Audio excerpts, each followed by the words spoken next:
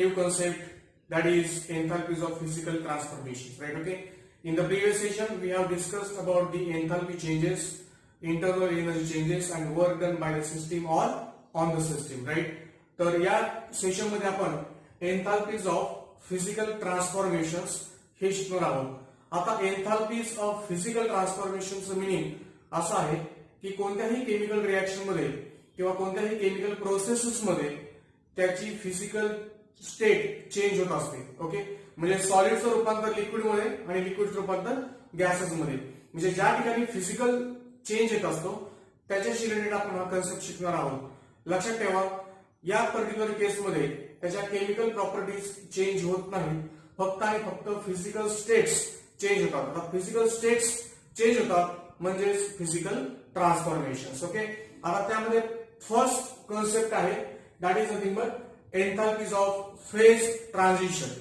आता phase transition म्हणजे कसं होणार, आताच तुम्हाला मी जस्ट सांगितलं की phase change solid into liquid, liquid into gases. Okay, आता सॉलिड इंटू लिक्विड म्हणजे मेल्टिंग किंवा फ्युजन वगैरे लक्षात ठेवायच्या, आणि लिक्विड इंटू गॅसेस म्हणजे वेपरायझेशन. ओके, तर आता आपण या सेशन मध्ये one by one properly discuss करूया. ठीक आहे, आता आपण यापूर्वी एक लक्षात ठेवायचं की क्लास 10 मध्ये आपण हीट हा चॅप्टर बघितला आहे सायन्स 1 मध्ये, त्याचा तुम्हाला या पर्टिक्युलर सेशन मध्ये बऱ्यापैकी युज होईल. ठीक आहे, ओके. आता सर्वात महत्वाचं एन्थाल्पी म्हणजे काय हे माहिती आहे तुम्हाला, तरी पण तुम्हाला मी शॉर्ट मध्ये सांगतो. एन्थाल्पी आपण काही न्यूमेरिकल्स ऑलरेडी सॉल्व्ह केलेले आहेत की enthalpies at a constant volume is nothing but internal energy. Okay, तुम्हाला आठवत असेल की delta H is equal to delta U plus P delta V.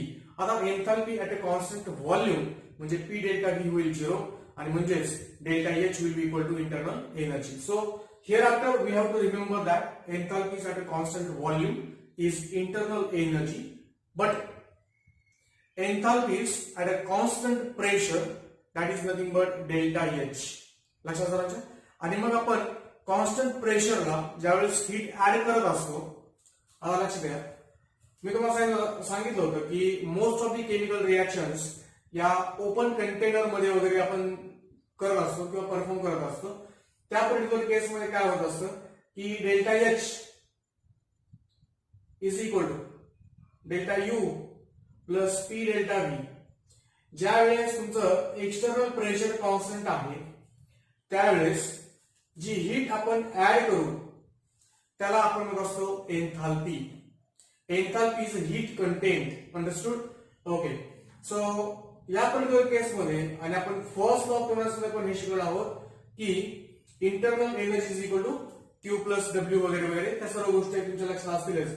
परंतु एन्थाल्पी म्हणजे तुम्ही लक्षात काय ठेवायचं, it is nothing but heat added into the system at a constant pressure. Okay, लक्षात ठेवा फक्त. ओके, मी तुम्हाला सांगितलेलं आहे की जर न्यूमेरिकल मध्ये heat added into the system और heat absorbed into the system at a constant pressure, constant atmospheric pressure, त्याला आपण काय म्हणतो डायरेक्टली डेल्टा एच अशी वेळेला आपण त्याची घेत असतो. समजलं मला? Okay, so enthalpy of fusion.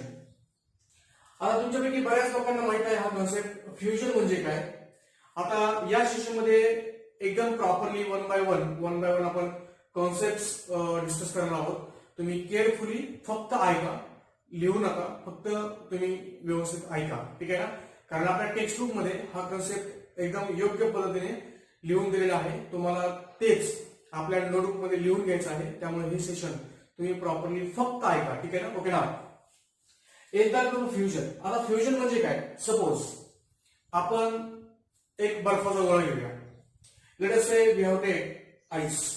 Okay, आता आपण आईस घेतल्यानंतर मला सांगा आईसचं टेम्परेचर किती असणार आहे, 0 डिग्री सेल्सिअस. आता मला काय करायचंय, आईसचं रूपांतर किंवा सॉलिडचं रूपांतर लिक्विड मध्ये करायचंय. ओके, आता याचं जर आपल्याला रूपांतर लिक्विड मध्ये करायचं असेल, याचं जर रूपांतर आपल्याला लिक्विड मध्ये करायचं असेल तर प्रायमरी कंडिशन काय आहे, आईसचं रूपांतर आपल्याला लिक्विड वॉटर मध्ये करायचंय. ओके, म्हणजे बर्फाचं रूपांतर आपल्याला सिंपल वॉटर मध्ये करायचं आहे. ठीक आहे, ओके ना. मग आता काय करणार तुम्ही, आईस मध्ये आपण हीट ऍड करणार.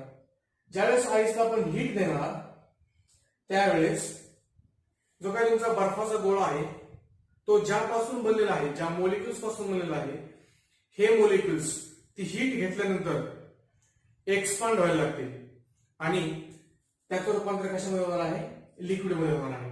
ओके, स्टार्टिंगला ज्यावेळेस आईसचं रूपांतर लिक्विड वॉटर मध्ये होत असतं, ज्यावेळेस तुमचं रूपांतर होणार आहे त्या पॉइंट ऑफ टाइमला लिक्विडचं जे काही टेम्परेचर आहे that is equal to 0 degree Celsius. बरोबर, आईसचं रूपांतर तुमचं लिक्विड वॉटर मध्ये झालं आणि त्यावेळेस स्टार्टिंगचं इनिशियल टेम्परेचर ज्या पॉइंट ऑफ टाइमला ते रूपांतर झालं आहे त्यावेळेस त्याचं टेम्परेचर होतं 0 डिग्री सेल्सिअस.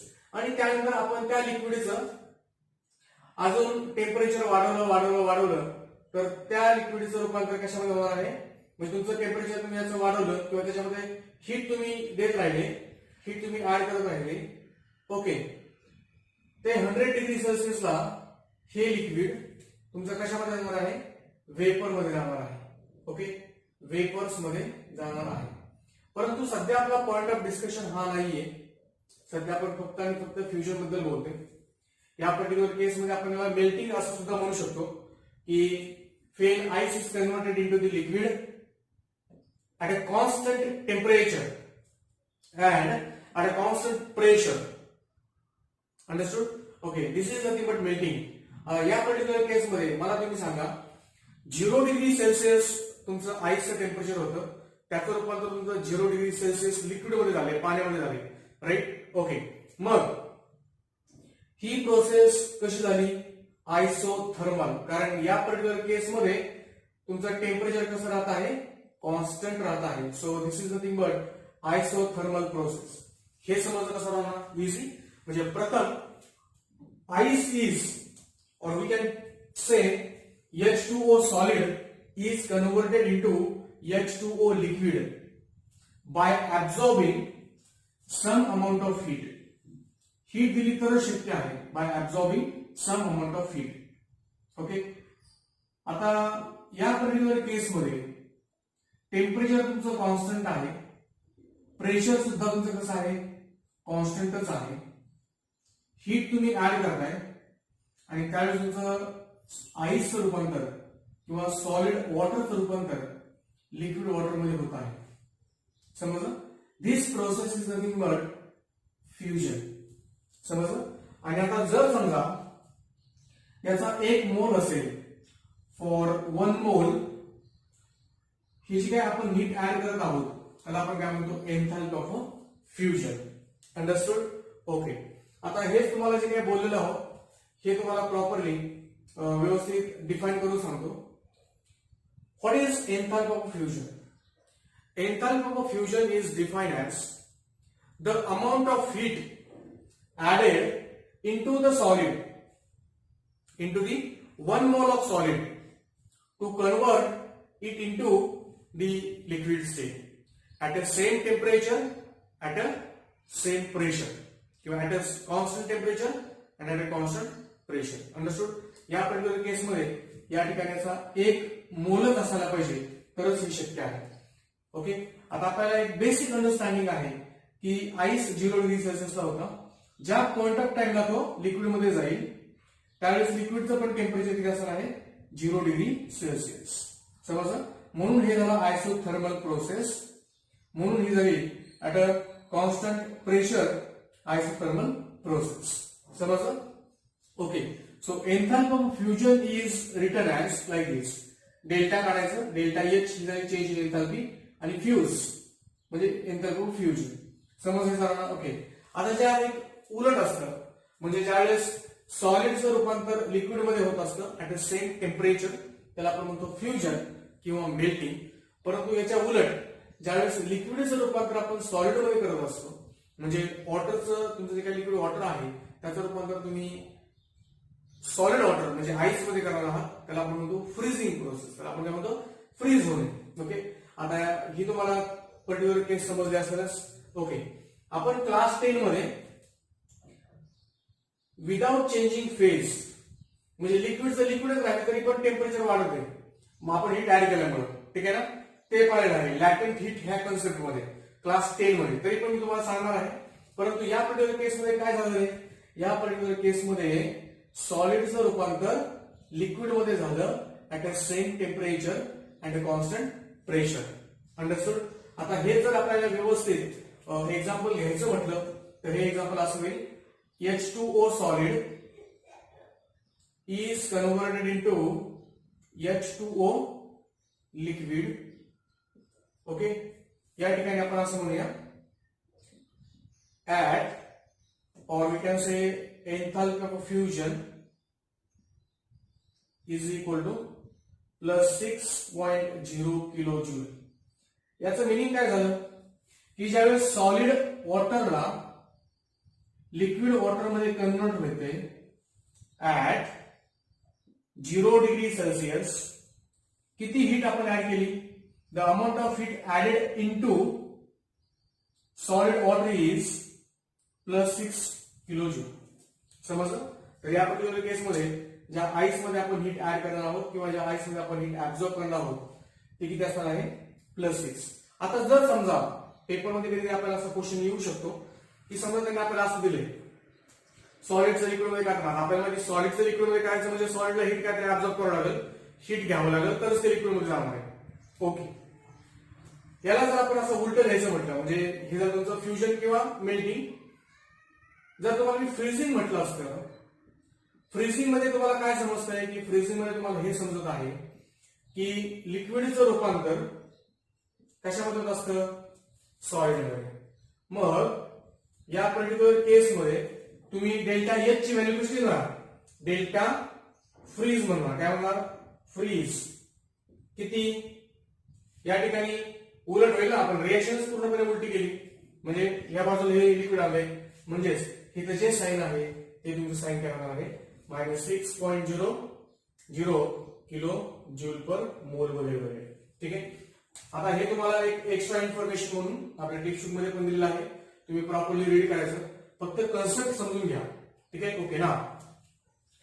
या पर्टिक्युलर केसमध्ये काय झालं पहा की जी काही एन्थाल्पी आहे ही एन्थाल्पी म्हणजे हीट ऍडेडच आहे 0 डिग्री सेल्सिअस 0 डिग्री सेल्सिअस. परंतु या पर्टिक्युलर केसमध्ये फेज ट्रान्सफॉर्म झालेला आहे, फेज चेंज झालेले आहे, सॉलिडचं लिक्विड मध्ये आहे. ठीक आहे. हे तुम्हाला समजते. क्लास 10 मध्ये तुम्ही हे शिकलेला आहात की आता या लिक्विडचं समजा आपण त्याला हीट केलं तर लिक्विड डायरेक्टली वेपर्स मध्ये कन्वर्ट होईल का, नाही होणार. पहिल्यांदा लिक्विड किती हीट ऍब्झॉर्ब करून घेईल, भरपूर प्रमाणामध्ये हीट ऍब्झॉर्ब करून घेईल. ओके. आणि तोपर्यंत त्याची स्टेट चेंज करणार नाही. या पर्टिक्युलर केसमध्ये काय होईल पहा, लिक्विड 0 डिग्री सेल्सिअस पासून 100 डिग्री सेल्सिअस पर्यंत, 100 डिग्री सेल्सिअस होईपर्यंत हीट काय करणार, ऍब्झॉर्ब करून घेणार. ओके. या ठिकाणची हीट. आणि एकदा का लिक्विड 100 डिग्री सेल्सिअसला गेलं की मग त्याचं व्हेपरायझेशन होणार, म्हणजे त्याचे व्हेपर्स तयार होणार. समजलं. म्हणजे तुम्ही काय म्हणू शकता की 100 डिग्री सेल्सिअसच्या नंतर काय होणार की काही लिक्विड तुमचं लिक्विड स्टेटमध्ये असणार, काहींचं काय होतंय, वेपर्स होत चाललंय. ठीक आहे ना. म्हणजे टेम्परेचर कॉन्स्टंट आहे. आता आपण पुढचा कन्सेप्ट पाहत आहोत त्या ठिकाणी. आता आपल्याला हा कन्सेप्ट आताच नाही, हे फक्त तुम्हाला समजण्यासाठी. ओके. लिक्विड ज्यावेळेस 100 डिग्री सेल्सिअस मध्ये होईल त्यावेळेस त्याचं रूपांतर काय होणार आहे, वेपर्स मध्ये होणार आहे. आणि वेपर्सचं सुद्धा टेम्परेचर किती असतं, 100 degree Celsius in a case of water. Okay. आता ही जी कन्सेप्ट आहे ही कन्सेप्ट म्हणजे enthalpy of vaporization. Enthalpy of vaporization. Okay.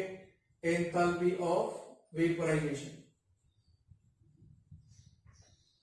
Enthalpy of vaporization लिहिताना कसं लिहिणार, delta vap H is equal to okay enthalpy of vaporization. Okay. याला आपण लिहिताना असं लिहित असतो.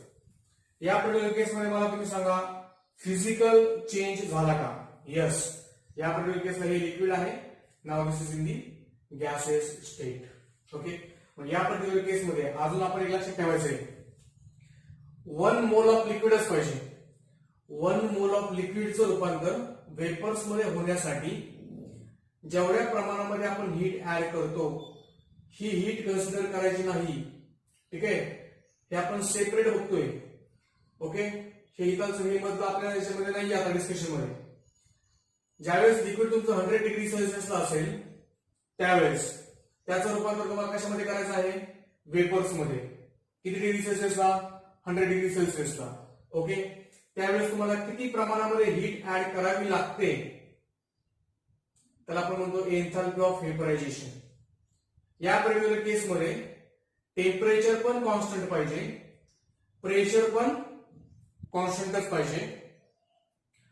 तुमचं लिक्विडचं टेम्परेचर 100, हे पण 100. लिक्विडचं रूपांतर गॅसमध्ये, आणि सर्वात महत्वाची इसेन्शियल कंडिशन म्हणजे 1 मोल ऑफ लिक्विडच पाहिजे. 1 मोल ऑफ लिक्विडच पाहिजे. समजलं ना? ओके, म्हणजे आपण असं म्हणू शकतो. आता आपण तुमच्या टेक्स्ट बुक मध्ये जे काही दिलेले डेफिनेशन्स आहेत या डेफिनेशन्स प्रॉपरली रीड करू. तुम्ही सुद्धा टेक्स्ट बुक घेऊन बसा, तुम्हाला ते लिहायचं आहे. हे पहा, enthalpy of vaporization, this is enthalpy of fusion. समजलं? ओके, काय काय पाहिलं आपण एन्थाल्पी ऑफ फ्युजन मध्ये? एन्थाल्पी ऑफ फ्युजन मध्ये आपण हे पाहिलं, स्टेट चेंज होती, solid to liquid, 1 mole of solid आहे, टेम्परेचर कॉन्स्टंट आहे, प्रेशर कॉन्स्टंट आहे. त्यावेळेस जे आपण हीट ऍड केलेली आहे that is nothing but enthalpy of fusion. Understood?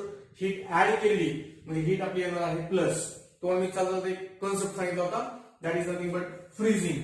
लिक्विडचं solid मध्ये असताना फ्रीजिंग, एकाच हे साइन चेंज होत असते. तुम्हाला सांगायचा माझा मेन उद्देश होता. एकदा का लिक्विड मध्ये आलं, लिक्विडचं टेम्परेचर 0 डिग्री सेल्सिअस आहे, त्या लिक्विडला गरम करायचं. त्याला तुम्ही हीट द्यायची 100 डिग्री सेल्सिअस पर्यंत, म्हणजे इन केस ऑफ वॉटर. आता हे temperature liquid to liquid vary होणार आहे. हे मेल्टिंग पॉईंट तुमचा वॉटरचा झाला, मी त्यामुळे तुम्हाला विविध रिस्पेक्ट टू वॉटर सांगतो हे सर्व. मग 0 डिग्री सेल्सिअस पासून 100 डिग्री सेल्सिअस पर्यंत आपल्याला हीट ऍड करावी लागेल. त्याला आपण म्हणतो लॅटेंट हीट. तो कॉन्सेप्ट आपण ऑल टुगेदर डिफरंट आहे, तो आपण नेक्स्ट सेशन मध्ये पाहणार आहोत. परंतु या पर्टिक्युलर केसमध्ये मात्र तुम्हाला हे कन्सिडर करायचं नाही. एकदा तुमचं लिक्विड 100 डिग्री सेल्सिअसला आलं की त्याचं रूपांतर कशामध्ये होणार आहे, वेपर्स मध्ये. लिक्विड म्हणजे आपण या पर्टिक्युलर केसमध्ये वॉटरच कन्सिडर केलेलं आहे. ठीक आहे, मग आता 100 डिग्री सेल्सिअसला किंवा एका पर्टिक्युलर टेम्परेचरला, की त्याच टेम्परेचरला वेपर्स मध्ये जाते, त्यावेळेस आपण किती हीट ऍड करतोय ते म्हणजे एन्थाल्पी ऑफ व्हेपरायझेशन. या पर्टिक्युलर केसमध्ये लिक्विडचे जे काही मोल आहेत हा एकच असायला पाहिजे. ओके, मग तुम्ही याचं एक्झाम्पल आपल्या टेक्स्ट मधून कॉपी करू शकता. ऑब्विसली काय येणार आहे, प्लसच येणार आहे. तुमच्या टेक्स्ट बुक मध्ये असणारी जी काही डेफिनेशन आहे ही प्रॉपरली रीड करतो, आणि ही डेफिनेशन तुम्ही व्यवस्थित तुमचं टेक्स्ट बुक समोर घ्या आणि ती डेफिनेशन तुम्ही व्यवस्थित रीड करा. डेफिनेशन काय आहे विथ रिस्पेक्ट टू दिस, ह्याच्या रिस्पेक्टने आपण बोलतोय. ठीक आहे, एन्थाल्पी ऑफ फ्युजन म्हणजे काय? Enthalpy change that occurs when 1 mole of a solid is converted into liquid. 1 mole of solid is converted into liquid. Okay, without changing its temperature, temperature change होत नाही, and at a constant pressure सुद्धा constant आहे, is known as enthalpy of a fusion. लिहायचं कसं ते तुम्हाला सांगितलेलं आहे. फॉर एक्झाम्पल सुद्धा तुमच्या टेक्स्ट मध्ये दिलेलं आहे. ठीक आहे ना? ओके, तुम्हाला तेवढं व्यवस्थित करायचं आहे. पेपर तुम्हाला डेफिनेशन विचारले जाऊ शकते. त्याच्यानंतर वर्षाचं एक्सप्लेनेशन दिलेलं आहे, म्हणजे या तुमचं जे काही शेवाला जे काही तुमचं आहे एक्झाम्पल, याचं एक्सप्लेनेशन दिलेलं आहे. काय म्हणते बघा, एक्सप्लेनेशन तसं तुम्ही मराठी पण लिहू शकता. ओके, तेच एक्सप्लेनेशन तुम्हाला या ठिकाणी दिलेलं आहे. when 1 mole of solid ice melts at a 0 degree Celsius and at a 1 atmospheric pressure, change in enthalpy is a 6.01 kilojoule. 6.01 kilojoule. Okay, 6 kilojoule म्हटलं तरी चालते, no problem. The same amount of heat is absorbed by ice during the melting. Okay, ठीक आहे, no problem. हे आपल्याला समजते. त्याचप्रमाणे त्यांनी खालच्या बाजूला the reverse of fusion is called as freezing. हे मी तुम्हाला समजून सांगितलेलं आहे. ओके, हे तुमच्या लक्षात आलं. तर एन्थाल्पी ऑफ फ्युजनची डेफिनेशन लिहायची आहे तुम्हाला, त्याचं एक्झाम्पल लिहायचं आहे, त्या एक्झाम्पलचं एक्सप्लेनेशन लिहायचं आहे. ते झाल्यावरती नोट म्हणायचं, आणि तुमच्या पुस्तकामध्ये जे काही फ्रीजिंगचं एक्झाम्पल दिलेलं आहे यालाच ऍक्च्युअली उलटे केलेलं आहे, ते एक्झाम्पल लिहून टाकायचं. 2 नंबर एन्थाल्पी ऑफ व्हेपरायझेशन. आता एन्थाल्पी ऑफ व्हेपरायझेशन मध्ये मी तुम्हाला सांगितलेलं आहे, liquid 1 mole of liquid, okay, vapours मध्ये रूपांतर, constant temperature, constant pressure, phase change, liquid into gas. Water असेल 100 degree Celsius 100 degree Celsius, but it changes with respect to other materials. Okay, तर आता आपण हे तुम्हाला एन्थाल्पी ऑफ वेपरायझेशन व्यवस्थित तुम्ही तुमच्या टेक्स्ट बुक मध्ये डेफिनेशन सांगतो. ठीक आहे ना, तुम्ही पण व्यवस्थित रीड करून घ्यायची. It is the enthalpy change, म्हणजे किती हीट आपण ऍड केली. It is the enthalpy change accompanying the vaporization of 1 mole of liquid without changing its temperature at a constant pressure. Okay, जे आपण बोललो आहोत तेच आहे डिस्कशन. एक्झाम्पल काय काय दिलेलं आहे. एक्झाम्पल तुमचं कोणतं, H2O liquid into H2O gas.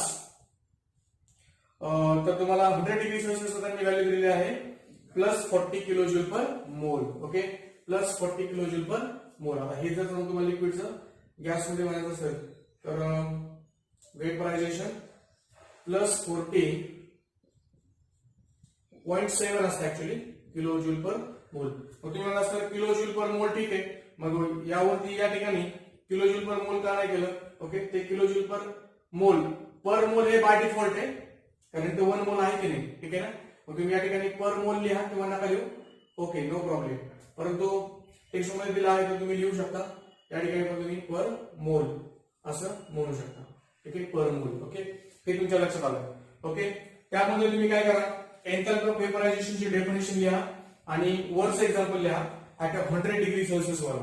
25 degree Celsius वर नाही लिहिलं तरी चालेल, नो प्रॉब्लेम. ओके, आणि 100 डिग्री सेल्सिअस वाल्याच एक्सप्लेनेशन तुम्ही तुमच्या शब्दामध्ये लिहा. एकदम इझी आहे, एकदम सोपं आहे. त्यानंतरचा कन्सेप्ट काय आहे, that is nothing but enthalpy of sublimation. आता सब्लिमेशन तर तुम्हाला समजतंय. What is the meaning of sublimation? When solid is directly converted into the gas or we can say vapors. तर आपण काय म्हणतो, सब्लिमेशन. यावरून तुम्हाला समजलं असेलच सब्लिमेशन आपण एन्थाल्पी ऑफ सब्लिमेशन कसं म्हणणार.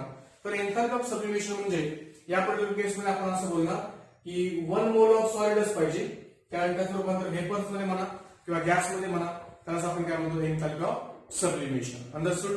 आता एन्थाल्पी ऑफ सब्लिमेशन हे तुमच्या लक्षात आलेलं आहे. मग एन्थाल्पी ऑफ सब्लिमेशन मध्ये आपण टेक्स्ट बुक मध्ये बरेच काही एक्झाम्पल दिलेले आहेत, but not necessary actually. Okay, तर एन्थाल्पी ऑफ सब्लिमेशन मध्ये काय होणार बघा. It is the enthalpy change for conversion of 1 mole of solid into vapours at a constant temperature pressure. तेच आपण बोललो आहोत, पहिले डिस्कशन झालेलं आहे, त्यामुळे इझिली समजून जाईल. मग तुम्ही त्यावेळेस काय करू शकता की H2O सॉलिडचं रूपांतर डायरेक्टली H2O गॅस मध्ये करा आणि त्यांनी एन्थाल्पीची व्हॅल्यू दिलेली आहे, ती एन्थाल्पीची व्हॅल्यू या ठिकाणी लिहून टाका. ठीक आहे, तुम्ही काय करायचं, एन्थाल्पी ऑफ वेपरायझेशनचे डेफिनेशन लिहा, त्याच्याखाली त्याचं एक्झाम्पल लिहा, दॅट्स इट. ओके, आणि तुम्हाला एक फॉर्म्युला सांगतो, त्यांनी काही दिले तेच आपल्याला की एन्थाल्पी ऑफ सब्लिमेशनची व्हॅल्यू तुम्हाला मी सांगतो. एक formula, enthalpy of sublimation is equal to enthalpy of fusion